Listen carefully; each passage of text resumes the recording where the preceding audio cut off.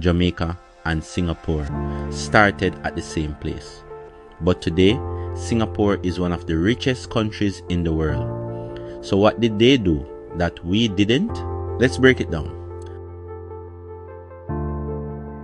After independence, Singapore focused on education, clean government, foreign investment, and building a tech-forward economy.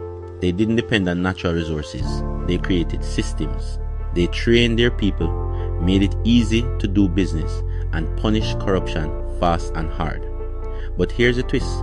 It's not too late. Jamaica still has the people. We just need to rethink how we use our minds, money, and manpower.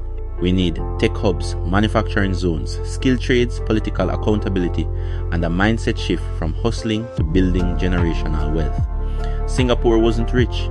They made smart choices. Jamaica can too, but only if we stop blaming and start building.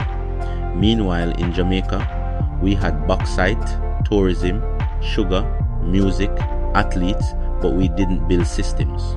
Instead of long-term plans, we had party wars, IMF debt, and promises with no delivery. Too many leaders focused on power, not progress.